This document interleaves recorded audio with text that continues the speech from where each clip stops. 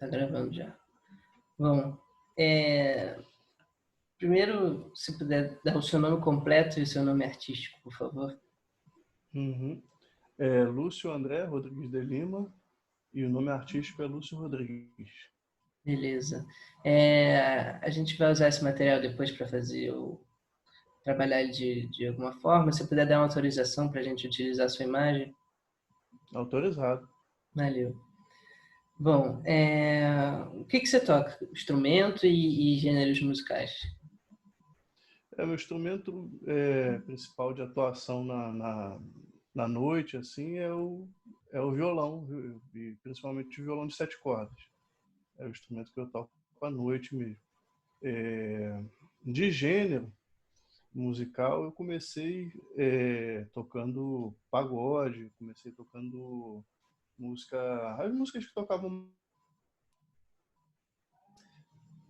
na década de 90, né? Pagode, rock, e já era um gênero que eu tocava também mais, mais naquela época. Depois foi mais samba e choro, muito mais samba, né? Porque também o mercado é muito maior de samba, né? Tem muito mais casas de samba do que espaços de choro para se tocar.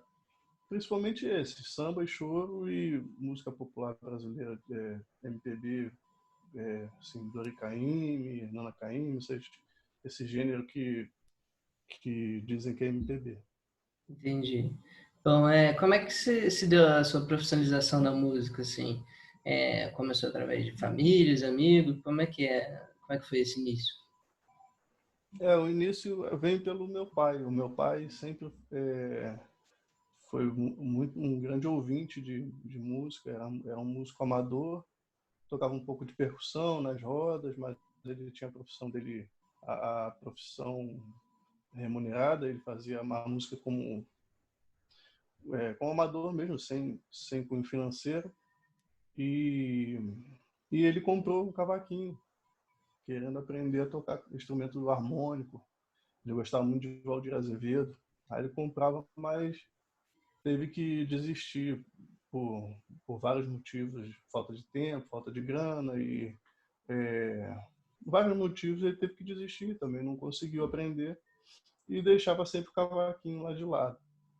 E aí na minha infância, adolescência, eu pegava o cavaquinho meio que escondido no começo, depois ele deixou, de fato, eu tocar o cavaquinho e começar a aprender meio que de autodidata mesmo.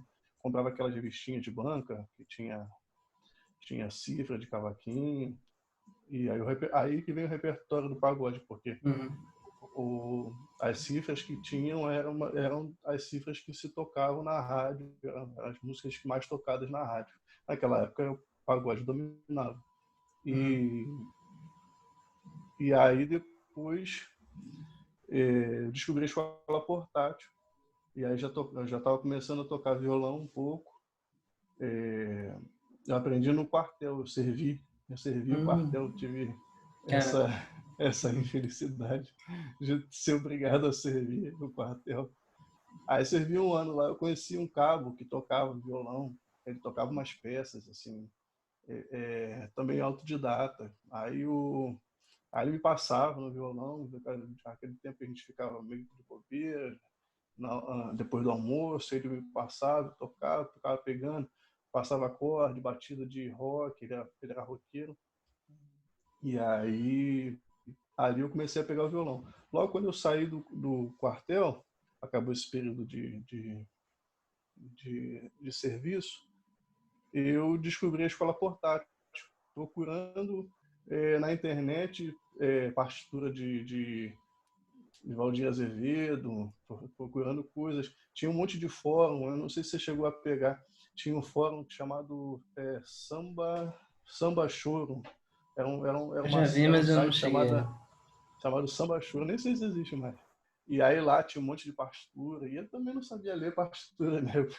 Aí eu via se tinha tablatura, se tinha uma coisa mais fácil. E ali nesses fóruns do Samba Choro, tinha inscrições abertas para a escola de choro. Aí eu falei, pô, legal. vou lá me inscrever. Aí cheguei lá, fiz uma prova, foi, foi bem legal, porque o projeto, no começo, ele era um projeto gratuito, eles davam todo o material, Ah, era lá na Glória. Foi bem no começo, assim, da escola de choro. Não foi o primeiro ano da escola de choro, uhum, mas foi bem no comecinho mesmo. E dali eu comecei a aprender o violão, e lá mesmo que eu conheci também o violão de 7 cordas, que eu não conhecia, a partir do repertório que eu escutava, que aí eu comecei a escutar as coisas do Dino, que aí que eu me identifiquei com a linguagem do violão de 7 cordas e a linguagem do samba choro, ali bem voltado para a escola do Dino, né, de se tocar. entendi.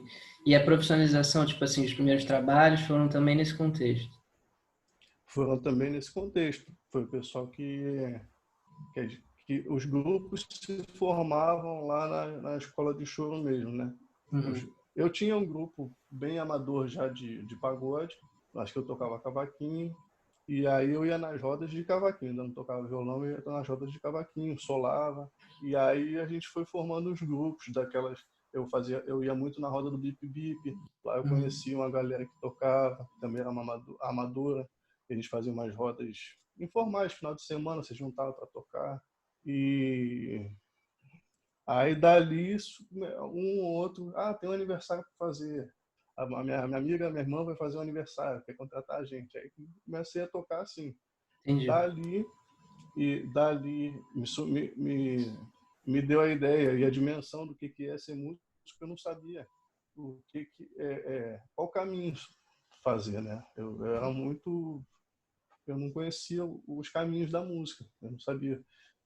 Para mim, a música era só tocar. Eu só Uhum. comecei a aprender com a convivência com as pessoas falando outros caminhos, né? E outras experiências que tiveram com a música, que aí eu comecei a me interessar com outras coisas além do tocar. Mas voltando para a parte de iniciar a tocar, eu comecei fazendo muito sub para a galera, né? Uhum. Substituindo a galera na noite, tocando nessas rodas, e a galera, pô, mas você toca samba também? Aí eu, toco. E, na verdade, eu Uhum. estava meio que aprendendo mesmo, mas queria Sim, aprender mesmo também tocando. É outra escola, né, à noite, né? E aí eu sempre perguntava, falava, mas o cara do cavaquinho sabe a harmonia, né? O cara do cavaquinho segura. E aí eu ficava lá pescando, e assim eu fui aprendendo. Assim eu fui entendi. aprendendo, pegando repertório e me inserindo nesse mundo da noite aí. Legal, entendi. Bom, dentro da área da música, né, profissionalmente, você atua em qual área, assim? Como instrumentista, você já falou que atua, né? Como Uhum. professor também, como é que é?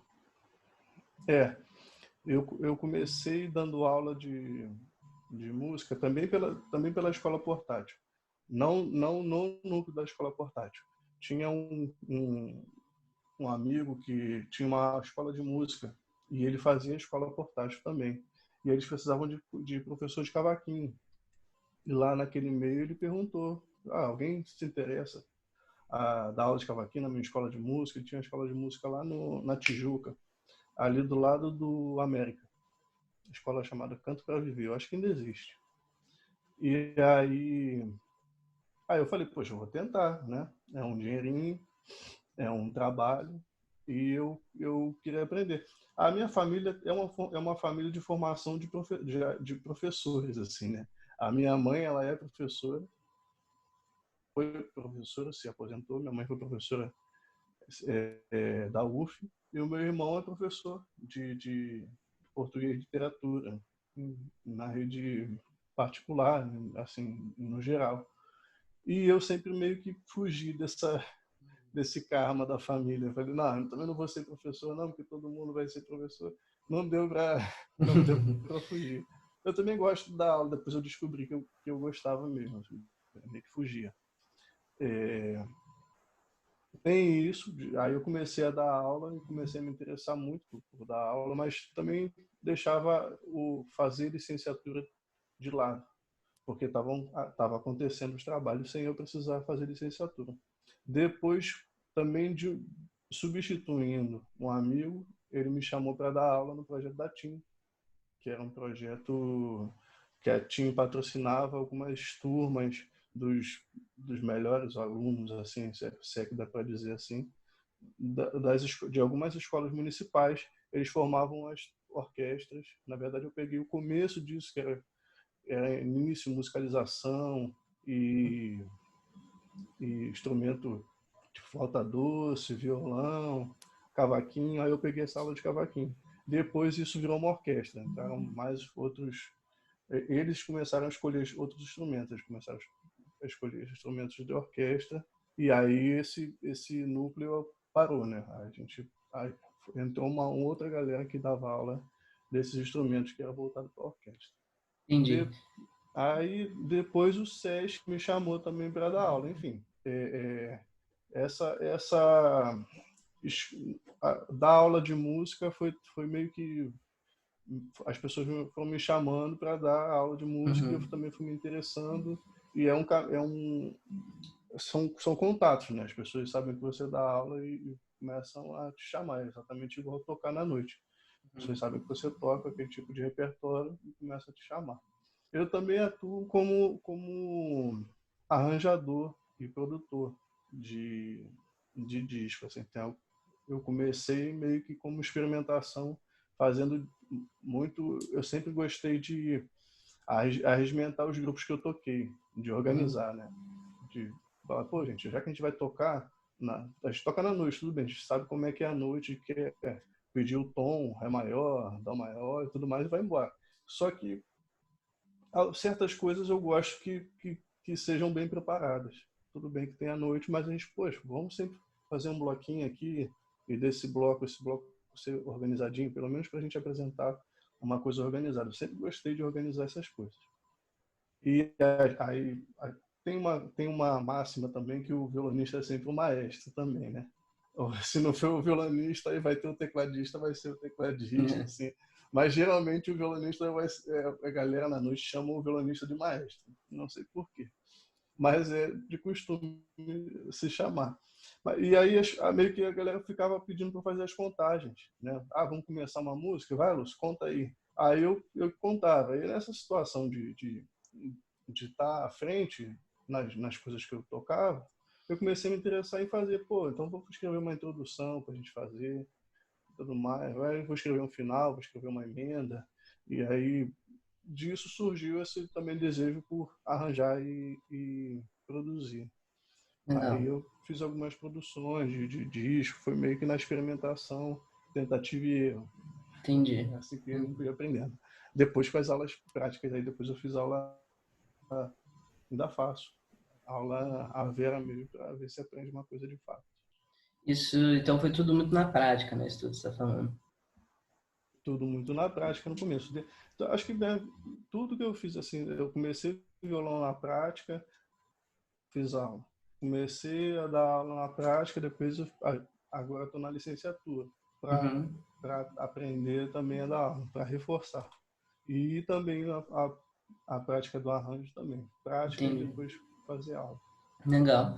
Bom, é claro que o fluxo de trabalho mudou com a quarentena e tal, tudo isso, mas, assim, como é que, dessas funções que você exerce, você parou de exercer algumas durante a quarentena, começou a exercer outras? Uhum. Eu de tocar, essa função para mim, ela realmente parou.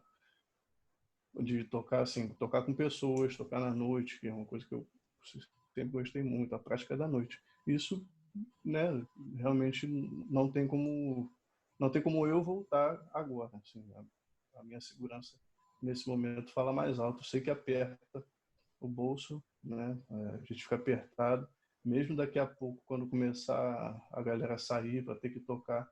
Eu entendo quem tiver que sair para tocar, mas eu prefiro, como eu tenho essa prática de dar aula, eu prefiro tentar investir em dar aula online, que é o que eu tenho feito mais, em tentar dar aula para segurar a maior parte da renda, né? Para segurar a maior parte dos gastos.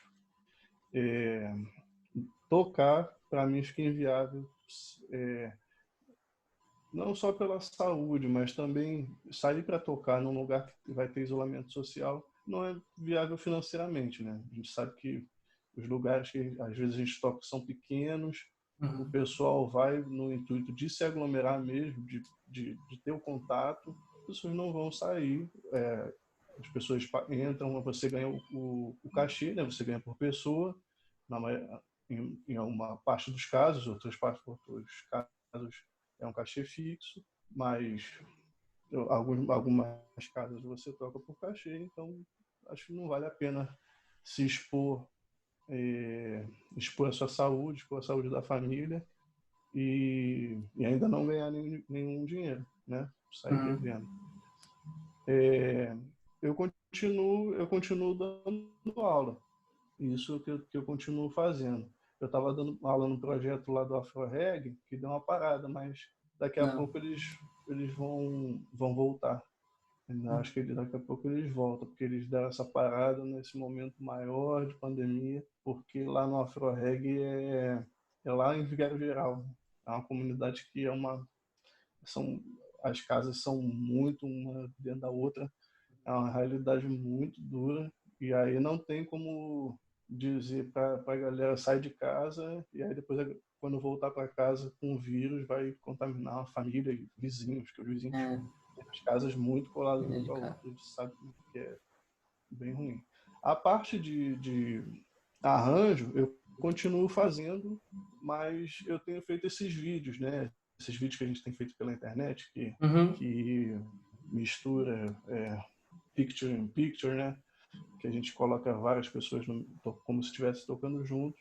E tenho feito isso meio que a gente tem feito isso meio que pelo prazer de tocar com os amigos mesmo. Não Sim, tem sido nada de retorno financeiro. entendi. Um ou outro, uma pessoa ou outra que não é cantor, que é amador ou que é instrumentista amador que quer fazer para se divertir, aí eu cobro. Na maioria dos casos, as pessoas chegam, pô, cara, vamos fazer um som junto, me manda música, eu faço a base, e eu tenho um programa aqui de edição, e aí junto e mando para a internet, que uma ferramenta tanto para a gente esquecer de tudo que está acontecendo, Uhum. e força a gente a estudar também, Entendi. motiva, né, a estudar, com propósito. Entendi. Bom, você comentou aí dos projetos que você trabalha dando como professor e tal. Eu vi que você está tentando, você está dando aula para colegas que estão parados aí, colegas da música. E como é que você pensou nisso? Você, como é que está sendo isso? Isso vem também do mesmo propósito de fazer vídeo. É um jeito também de eu me movimentar, Uhum. né? Eu, eu sempre tive... Quando a gente toca na noite, você sempre percebe a dificuldade das pessoas que estão ao seu redor, que tocam com você, de que tem lacunas a serem preenchidas, né? Tem o instrumento, mas não sabe a parte teórica, ou tem dificuldade no instrumento, sabe mais a parte teórica, ou tem várias dificuldades em vários sentidos. Às vezes também não teve facilidade para poder estudar. Eu Uhum. tive a felicidade de como tem uma formação de mãe, professora, minha mãe sempre me colocou na rédea, assim, falou assim, ó, você quer, o que você quiser fazer, você tem a liberdade do que você quiser fazer na sua vida, você vai fazer com estudo, sabe? Eu nunca foi, se eu quisesse tocar, assim, viver tocando só, sem estudar, acho que minha mãe ia me proibir, talvez, ser músico quando eu era mais novo. Porque ela foi uma grande incentivadora, assim, que é muito diferente da maioria dos casos que a gente sabe, né? Que Uhum. geralmente os pais não deixam. E aí eu falei, cara, eu acho que eu vou ver essa galera que está parada, que não está podendo pagar por um curso, está todo Uhum. mundo em casa também, está sem motivação para estudar, tanto eles quanto eu, né? Quando eu vou dar aula, eu tenho que estudar o conteúdo da aula. Ainda mais quando são amigos ou conhecidos músicos, isso eu fico mais nervoso Uhum. até para dar aula, porque eu sei que eu vou ser mais cobrado. Não sei se por eles, mas eu me cobro mais. Então eu tenho que estudar o conteúdo, eu tenho que memorizar mais o conteúdo, tenho que estudar o negócio afinco, tenho que preparar a aula. Isso tem sido legal, não só como experiência de dar aula, né? Isso é muito positivo para mim. O retorno também tem sido muito legal. O bate-papo que tem rolado com meus amigos músicos, pessoas que eu não conhecia, que me contam as histórias de como, exatamente como você está fazendo. Eu sempre faço umas intervenções, pergunto, Uhum. né, como é que começou. Tem histórias de cada um. Tem histórias de compositores que viveram com Luiz Carlos da Vila, que viveram com Bete Carvalho. Não, e aí conta aquelas. Pô, Não. eu fico falando, se deixar, a gente tem que botar umas 3 horas de aula aqui por semana. E tem sido. Pô, como é que. Precisa Entendi. pagar uma aula dessa pessoa? Eu teria que pagar um negócio desse. Mas tem sido gratificante para mim, assim, de poder compartilhar um pouco do que eu tive eu pude estudar, né? Uhum. Eu pude estudar e aí estou compartilhando isso com meus amigos, com quem também não for meu amigo direto, né? Colegas. E Uhum. nesse momento que a gente sabe que todo mundo quer estudar, mas não tem grana para fazer. Então, e Entendi. eu também sempre fui muito ajudado na minha formação. Uhum.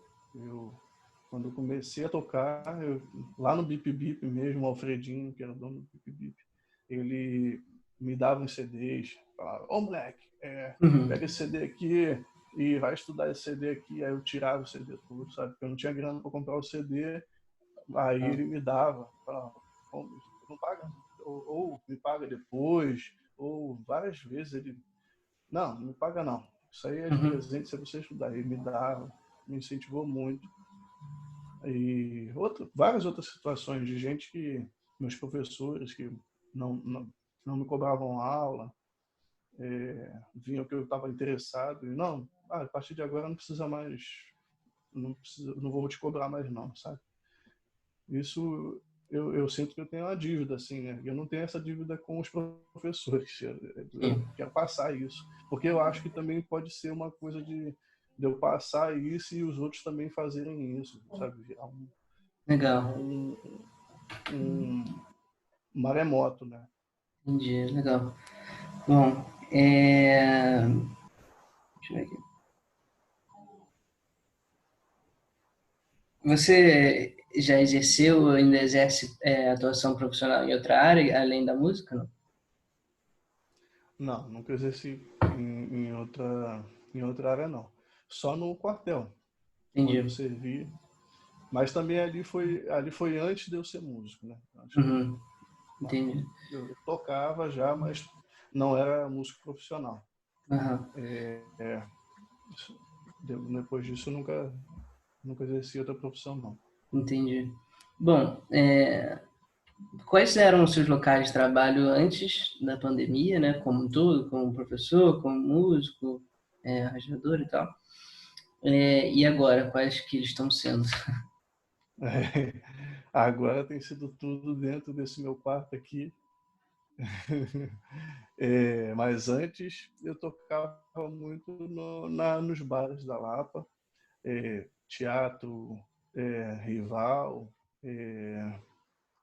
Eu tenho um projeto de uma casa lá em Macaé e outra lá em Cabo Frio, mas falando uma de cada vez, essa de Macaé eu tocava pelo menos uma vez por mês e essa de Cabo Frio era coisa de 3 em 3 semanas que eu tocava lá. Entendi. Agora, da aula presencial ficou impraticável. Eu dava aula no AfroRec, como eu te falei. Esse era o único projeto que eu dava aula é, é, remunerado. E o resto era online, assim, igual eu já estou fazendo hoje em dia. Entendi. Legal. E, e aí eu deixava também o resto do tempo para fazer a faculdade e E os estágios, que eu estava começando os estágios também. Eu ainda devo muito estágio. E a Entendi. parte de arranjador, aí hoje em dia eu tenho feito edição, porque tem um disco de uma Desculpa, cantora que a deu gente uma começou a cortada gravar. aqui, deu uma travada. Você tem feito muito o quê? Foi mal. Eu tenho feito a parte de arranjador, eu tenho feito em casa também, porque tem um disco de uma cantora que eu toco com ela e faço a parte de produção dela, musical. E a gente começou a gravar o disco dela se eu não me engano, foi outubro do ano passado. Só que aí no meio do caminho veio um cara que ela é muito fã, que falou com ela que queria gravar um disco dela, violão e voz. É um cantor, compositor. É o Dori Caymmi. Ela falou, quero gravar contigo. Aí ela falou, pô, não, peraí, então. O Dori Caymmi não se recusa, né? Aí ela deu um tempo nisso, Legal. gravou o disco do Dori Caymmi. Depois, aí ela falou, vou retornar agora o disco que a gente estava fazendo. Na verdade, só faltava ela botar a voz e a gente fazer edição de tudo que já tinha sido gravado, fazer mixagem. E hoje em dia eu tenho feito isso. Entendi. O Preocupado que nesse você disco. tem conseguido fazer assim de casa, você está fazendo. Isso. Entendi. Sobre as leis que regulamentam aí a profissão de músico, você conhece alguma delas e tal? E se você tem ideia de que elas são respeitadas nesses lugares que você exerce atividade profissional? Conheço pouco das leis que regulamentam. Acho que até que a gente é muito mal regulamentado. Ou se tem muita lei, se tem muito mais leis que eu desconheço, pode ser, pode ser um defeito meu, como também é mal divulgado e imagino que deveria ser divulgado em todas as casas que a gente toca, devia ter no contrato que a gente tem para tocar no teatro ou em outros lugares. Uhum. É, as leis que eu conheço mais são as que são referentes a cachê, mas que também são na maioria das vezes é uma conversa, né? Uhum. A lei se forma ali, ó, vai ser tanto para casa, vai ser tanto para os músicos, e aí você vai tocar tal dia, tal hora, e fica convencionado assim. Entendi. Quando não, vai ser um cachê fixo em tal lugar, vai ser uma festa, vai ser um casamento, e tudo de boca a boca, de contrato de boca. Uhum. Só assim, teatro, que aí precisa levar carteira da ordem, número de carteira da ordem, número de sindicato, tudo mais. Inclusive, Aí essa era uma geralmente pergunta. tem. Se você é afiliado ao MB e o sindicato, um dos dois. Sou Sindimuse e AMB. Legal. Durante esse período de isolamento, eles têm entrado em contato com os músicos e tal, têm tentado ajudar de alguma forma? Eu vi que eu sigo a página do Sindimuse, se eu não me engano, o Sindimuse ele disponibilizou umas cestas básicas, né? Fizeram uma recolheram um dinheiro para ajudar alguns músicos que estavam em situação emergencial. Isso eu vi, Uhum. só isso que eu vi, mas de entrar em contato comigo, não. Entendi. Bom, você possui o MEI, você tem que utilizar ele assim de forma recorrente para trabalhar? Sim, sim, hoje em dia sim. No Afro Reg eu somei lá. Eu, Entendi. e lá Isso eu continuo. você. Desculpa, continua. Lá, não, lá eu continuo recebendo, apesar de ter parado. Entendi. Então todo mês eu tenho que emitir nota para ele. Entendi. Legal. Você vê assim uma mudança desde que você começou a trabalhar? Você acha que hoje em dia tem trabalhos que pedem mais o MEI? Como é que é? No finalzinho que você falou, cortou. Você antes de você ter o MEI, assim, antes de você ter o MEI, não, desculpa. Os trabalhos que você fazia anterior, assim, mais no passado, você acha que tinha as pessoas pediam tanto quanto hoje pedem o MEI, assim? Ah, não. Acho que pedia menos. Entendi. Eu acho que se pedia menos. Tá. Hoje em dia, se eu for fazer qualquer coisa assim, que é da prefeitura, mas também eu geralmente não ficava responsável por isso, né? Geralmente, no passado, não sei como é que se mudou a legislação para que isso acontecesse, mas eu lembro que no passado a gente tinha que ter uma produtora e a produtora assinava o MEI pelo grupo. Isso acontecia muito quando eu fazia muito SESC, muita essa coisa do SESC, SESI, e a gente tinha que ter uma produtora que essa produtora assinava por nós.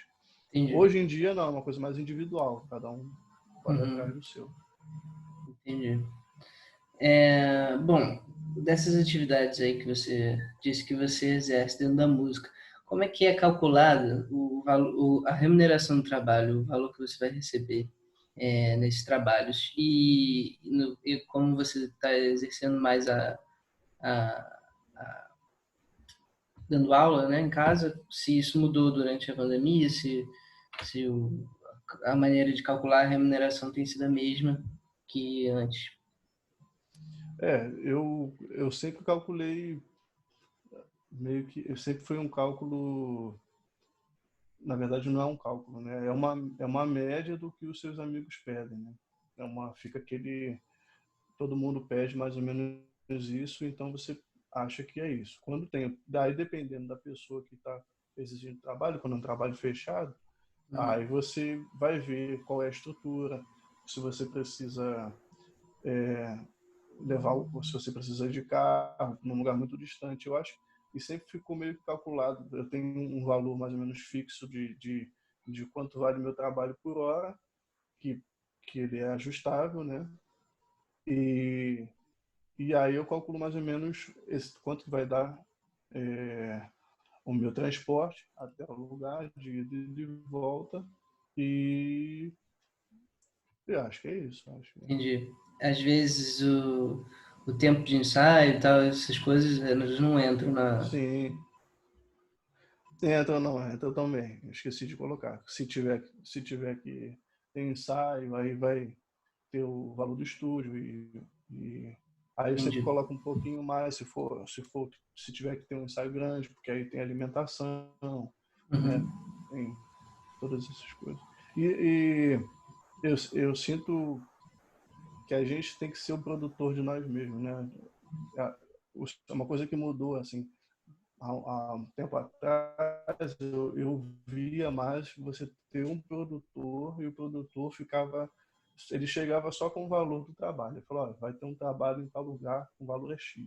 E você ia Uhum. tocar. E já estava tudo combinado. Hoje em dia, é uma coisa que é combinada com o músico. Lógico que existe uma coisa, ainda existe produtor também, né?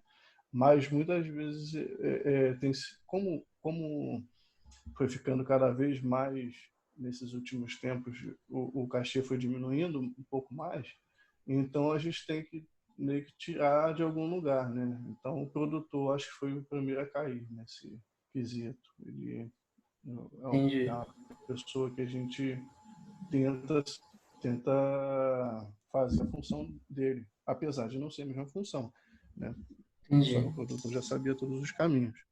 Mas aí a gente teve que fazer esse cálculo, teve que meio que imaginar um cálculo. E muitas vezes a gente erra o cálculo. Né? A gente acha que está fazendo um cálculo que é benéfico e às vezes não é. Uhum. Entendi.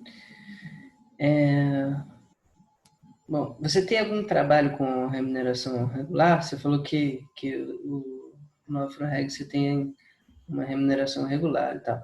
Sim, Ele continua durante o isolamento, que nem você falou, mas continua isso. entre os outros trabalhos, não. Como é que é? É, se, é regular, ele tem uma periodicidade, mas, mas ele pode acabar a qualquer momento.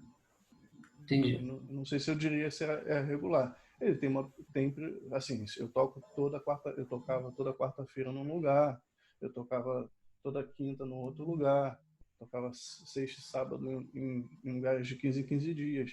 Eu tinha essa regularidade de tocar todos os dias nesse mesmo lugar, nesses lugares. Mas poderia acabar, se o contratante não quisesse mais, ele poderia acabar com o trabalho, cancelar o trabalho na hora que ele quisesse. Então, Uhum. não posso dizer que é regular, né? Entendi. Eu acho que não é regular. Entendi. A expectativa era que se renovasse durante todas as semanas, mas poderia Isso. acontecer de não renovar, por um acaso. Isso aí, isso aí. Já no AfroReg tem um contrato, tem, né? Aí eu digo que realmente pode acontecer de se cancelar o contrato. Existem cláusulas que pode acontecer de cancelar o contrato, mas exatamente existe uma questão jurídica. Eu posso recorrer, pode ter todo Entendi. um aparato jurídico. Entendi. Então, o vínculo formal de trabalho que você tem é esse, né, do contrato com a Afrorec. Uhum, isso. Entendi. Bom, que nem você falou, né, hoje em dia é muito difícil o músico ter um trabalho regular e Deixa eu ligar a luz aí. tá. Hoje em dia um trabalho regulamentado e tal é bem escasso. Você sente falta disso? Não? Como é que é? Eu sinto bastante falta. Eu acho que a gente deveria ter contrato em todas as casas que a gente fosse tocar, todos os lugares que a gente fosse tocar, a gente deveria ter um contrato que fosse, né? Como tinha a nota antigamente, né? Que era uma nota que é um bloco, que a pessoa emitia a nota ali, acho que deveria ter um contrato que fosse exigido para todas as casas terem, e por mais que seja uma coisa meio volátil, né? A gente sabe que a casa ou os bares eles não são obrigados a, mas que fosse um regulamentado de que até para não ficar um vínculo empregatício, né? Mas que existisse um contrato por aquele trabalho, né? Sempre quando a gente vai trabalhar, tenha certeza de que você vai sair e receber tanto, um mínimo, né? Que nesse contrato tivesse um mínimo.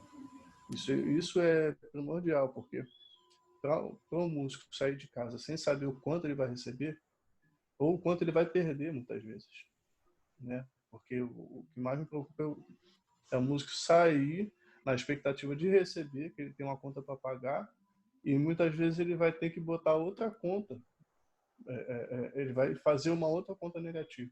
Ele já está negativado, às vezes vai tocar num lugar, choveu, né? Você tem que ficar esperando, se não vai chover. Você vai, aqui no Rio de Janeiro, numa época que tinha muita manifestação, se não vai ter manifestação, ou vários outros problemas que a gente não tem como prever. Uhum. Entendi. É. Bom, das funções que você exerce na música, né? Qual é a que tinha, né? Porque hoje, como você falou, a única função que você está exercendo mais é a da docência. Mas antes, qual era a que tinha renda mais regular? A dos trabalhos que você tinha como instrumentista e arranjador ou como professor? Com certeza era como instrumentista. Com certeza era como instrumentista. Onde eu tirava minha renda maior era como instrumentista. Entendi. E eu, por mais que ficasse um pouco mais escasso, diminuísse a quantidade de trabalhos, mas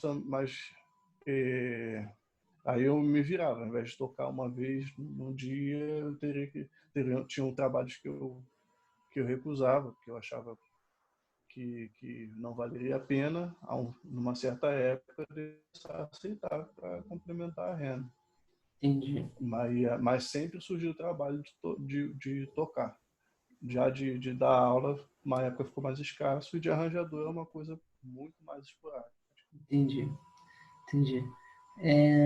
Bom, ultimamente tem tido alguns editais para apresentação via internet, tal, da iniciativa privada. Como é que você vê isso? Você acha que o músico, assim, como um todo, tem acesso a essas oportunidades? Não, de jeito nenhum. É, a, nós aqui temos acesso ilimitado à internet, né? Até para a gente poder fazer uma videoconferência sem se preocupar que o nosso pacote de dados não vai acabar, já é muito diferente da realidade da maioria dos músicos que eu conheço, que tocam na noite, assim, a maioria tem acesso pelo celular quando, quando tem pacote de dados para poder usufruir.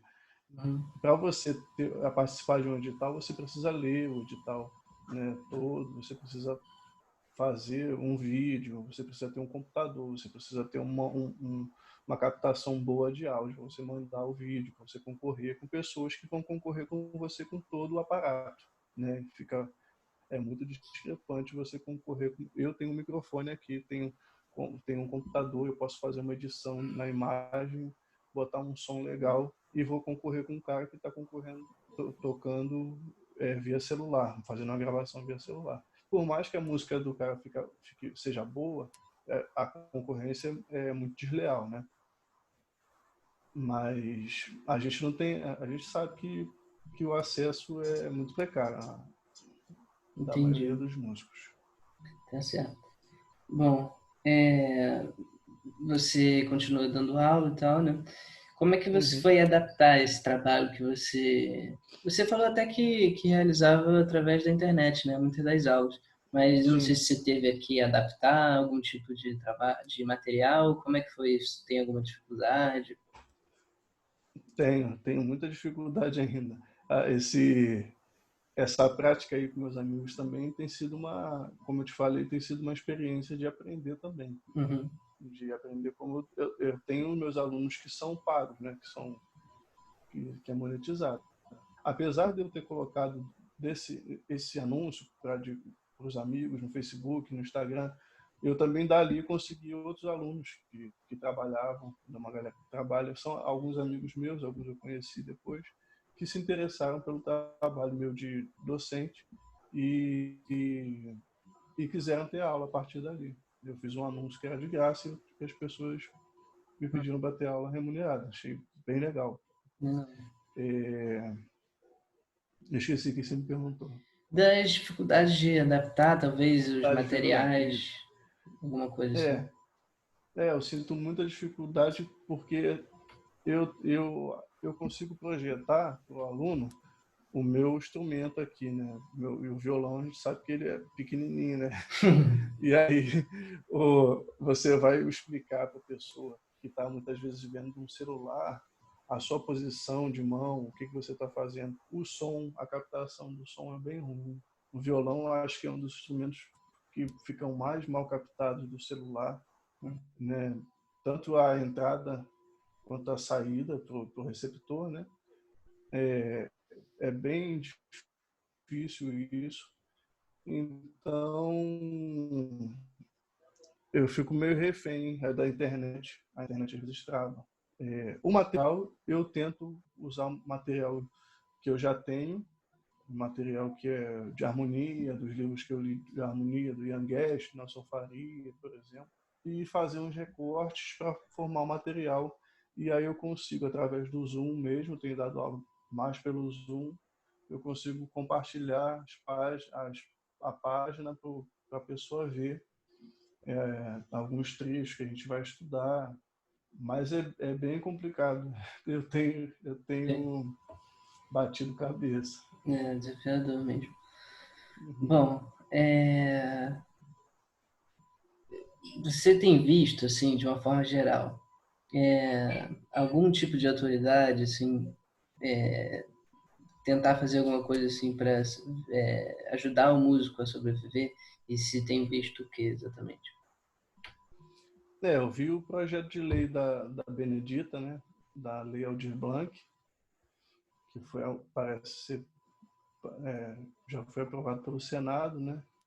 Que é uma remuneração, se eu não me engano, ela engloba não só o músico, né? Então, é bem ampla, engloba as pessoas que fazem a música acontecer, a arte acontecer no geral, né? Uhum.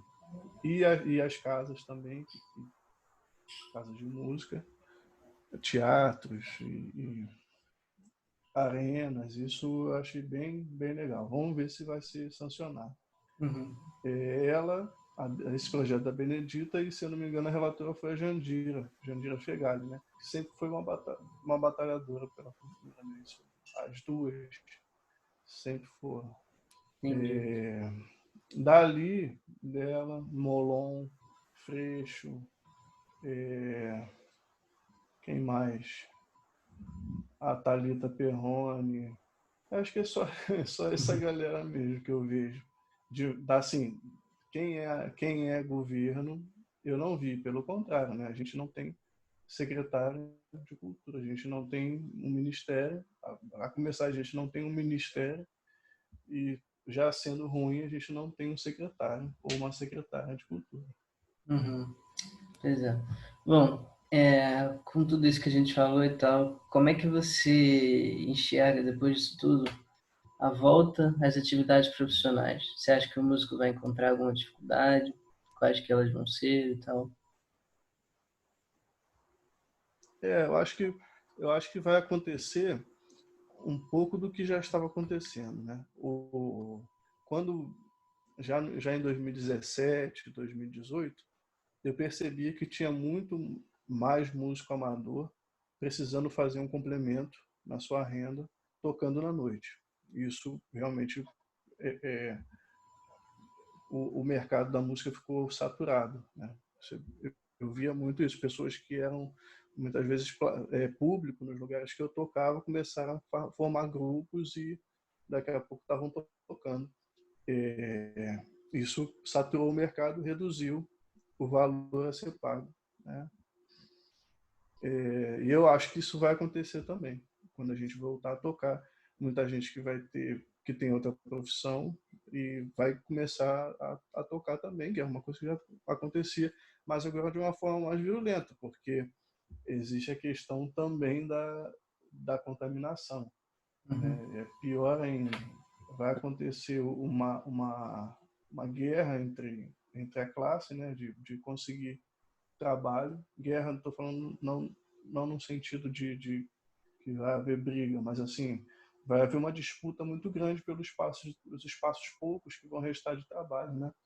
Apesar da gente também ter sofrido muito com a falta de trabalho, acredito que os donos de casa também foram Uhum. muito prejudicados. Então, os espaços poucos que vão restar vão ser muito disputados, tanto pelos músicos profissionais quanto os não profissionais. Entendi. Bom, Lúcio, é isso. Te agradecer aí bastante pela Pô, entrevista aí. Muito bom. Contribuiu bom bastante. demais. Pô, eu que agradeço. Pô, me fez pensar em várias coisas para acabar esse bate-papo aqui. Vou precisar dar uma refletida aqui ainda. Né? Muito doido. Bom, vou parar de gravar aqui.